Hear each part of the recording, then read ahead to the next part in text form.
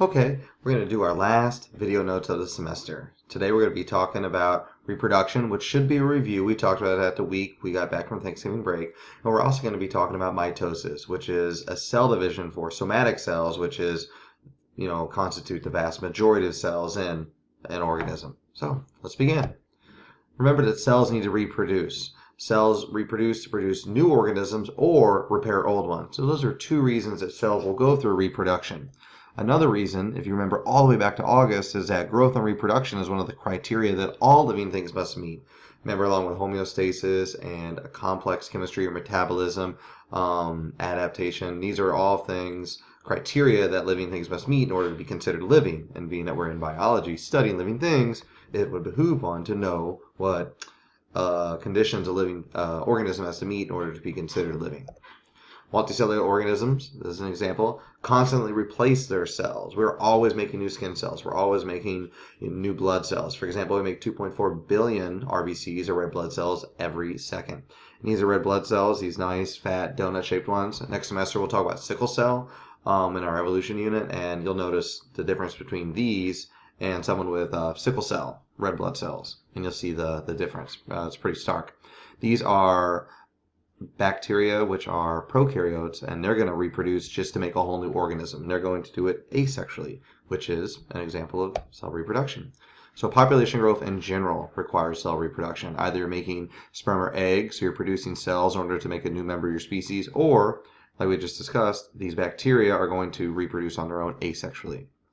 So let's talk about the basics. You start with a parent cell. After division, you end up with a daughter cell. 1 to 2, 2 to 4, 4 to 8, 16, 32, 64, 128, 256, so on and so forth. That's how we inoculated our petri dishes on a Friday, and when we got back together on Monday, they were some of them had a complete bacterial lawn. They were just inundated with bacterial growth because of that exponential factor. All cells come from other cells. Original is a parent. The offspring cells are called daughter cells. They're just listed as feminine. And then this video here we'll watch in class about, postulate of where the first cells may have come from. So there's two types of reproduction. Again, this should be review. There's asexual, which involves one parent. That's all prokaryotes and a select few eukaryotes. There's an example of fission, binary fission. And there's sexual, which is two parents, and that's most, not all, but most eukaryotes. And there's sperm and eggs, something is required for sexual reproduction, be it internal, external, or any of the methods we discussed. A lot of organisms can do both, like plants. So asexual reproduction, the advantage is it's very fast.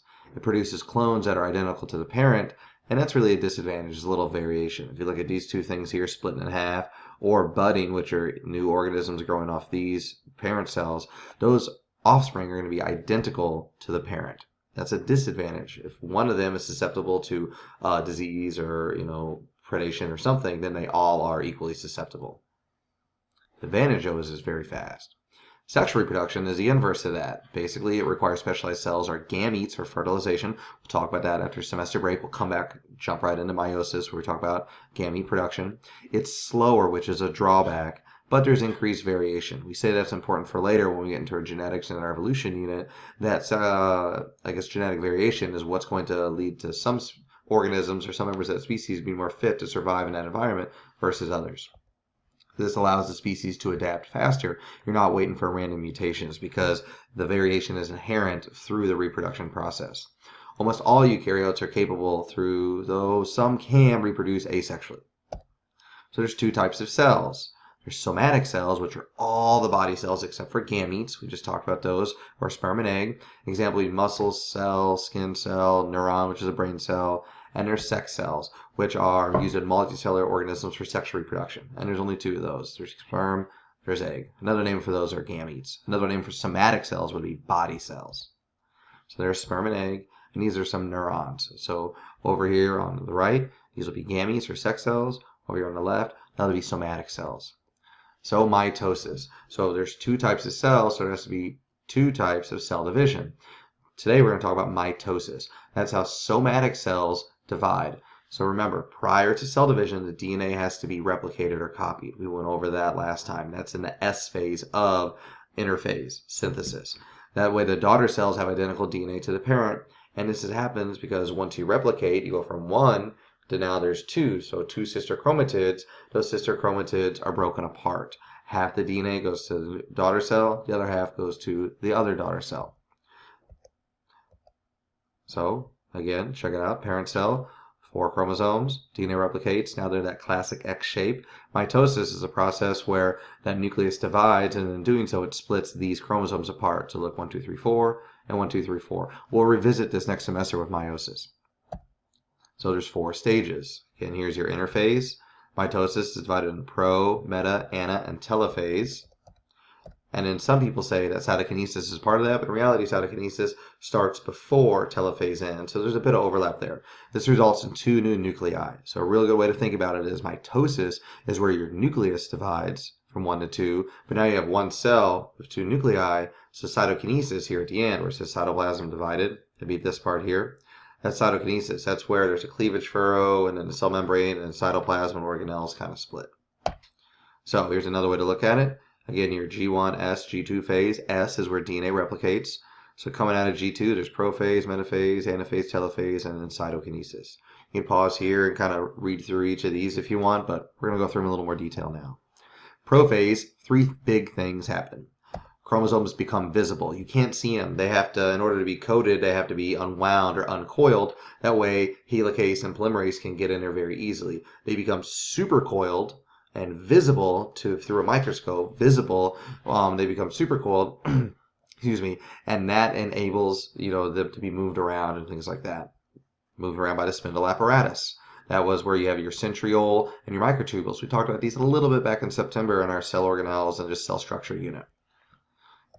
And then the nuclear envelope breaks up. So that envelope and that nuclear membrane that surrounds the nucleoplasm and all the DNA inside, that begins to break apart. When that breaks apart, now we can actually move DNA from one side to the other. Remember, we've already talked about between DNA and RNA, one is double-stranded, one is single-stranded, and that's mainly due to that double-stranded nature. That's mainly to keep it trapped inside the nucleus, or it's just a fortunate effect. And that's where you want that. You want it safe in there, and that's why you have RNA in the first place. Again, something we'll talk about next semester. So it's a spindle apparatus. You can think of it like a rod and reel or like a winch. You're going to latch on to a point on a chromosome called the centromere, which we talked about, and that enables it to move it around. So you got it here, latches on, is able to move it, and then it can actually crank it one way or another. So you can look here. You've got your cell membrane. Here's your nuclear membrane. This is exaggerated for size. Inside, you've got uncoiled DNA. So over here, through prophase, you can see that the DNA supercoils. So now it's in this classic X shape for these chromosomes. Here's the sister chromatids, and here in the middle, that's the centromere.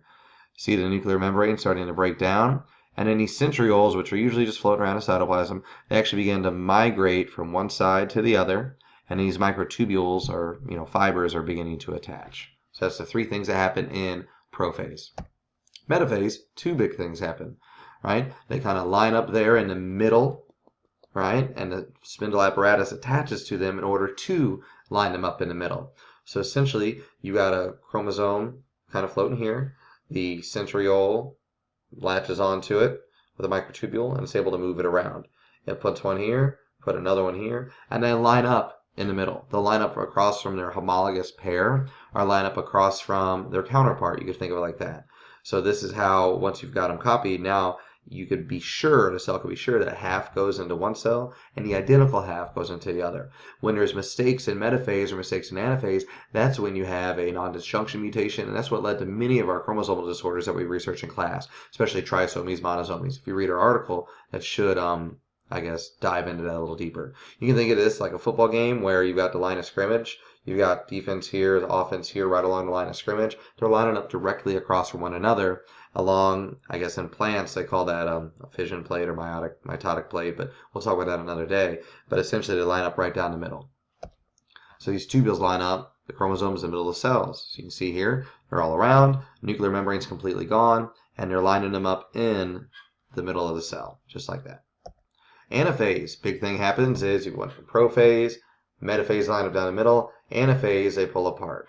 So basically, they break them apart at the centromere. One sister chromatid goes to one side of the cell, the other sister chromatid goes to the other pole of the cell. As this happens, you can see the microtubules in the back here. There's a ratchet action that actually pushes the cell membrane farther and farther and farther apart. And that's where the cell membrane flexibility is key. If the cholesterol wasn't in there in the right amount or right ratio with the good cholesterol, that cell membrane would basically just break in half or break apart way too early. And by too early, I mean before the DNA was on either side of the new cell. So we move towards opposite poles. You can think of it like this. Here they are in mitosis, or sorry, metaphase of mitosis, lined up down the middle. You got your centriole pulling them this way, centrioles pulling the other half this way. Telophase, the exact opposite of prophase. So three things happen. Chromosomes arrive at the spindle poles, and now they begin to uncoil. Remember in prophase, they coil up and become visible. Now telophase, they uncoil. New nuclear membranes form around those uncoiled chromosomes. So now there's two new nuclei. So that chromosome is there on either end, and those nuclei that dissolved initially, now they reform. Now there's one cell with two nuclei. And then that spindle apparatus is no longer needed. It kind of disappears. And by disappears, it means it just kind of disassembles and it floats through the cytoplasm until it's called on again. So you can see here, prophase, metaphase, anaphase, telophase. Telophase, you've got two distinct nuclei. You've got cell membrane. Here's the centriole no longer being used. And these chromosomes, here they're all V-shaped. Here they're beginning to unfold. Here, and this is something we'll look at through a microscope soon, here is the actual, I guess you can call it a micrograph, a photograph through a microscope of prophase. You can see it starting to coil. Metaphase are lined down the middle. Anaphase are pulled apart. And telophase, you can see a new cell wall beginning to form here. This is a plant cell. So again, prophase, metaphase line in the middle, anaphase they pull apart, telophase, there's now two new nuclei, two new cells. So you can see here that this cleavage furrow is what this says is starting to form during telophase. So like I said earlier, cytokinesis begins before telophase ends.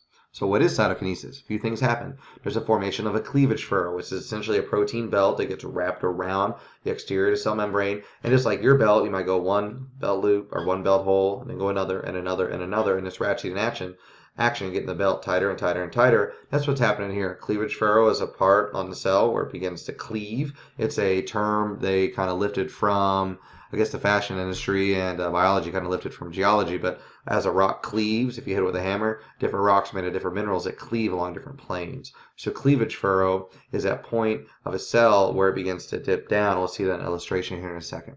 What happens here? Well, the cleavage furrow begins the division of the cytoplasm, which is that gel-like substance within the cell, and the cell membrane begins to cleave or be cut into as well. And then that's the formation of two identical cells. So you can see here's cleavage furrow is forming right here. This is stretching out. You've got your nuclear membranes back. All right, they're still coiled here, but by this point they're uncoiled. The nucleolus is in there. These are completely back. And now there's two complete cells where there was one cell with two nuclei. Here's a micrograph, pretty cool one. You can see two new cells and this awesome cleavage furrow right here in the middle. That's mitosis.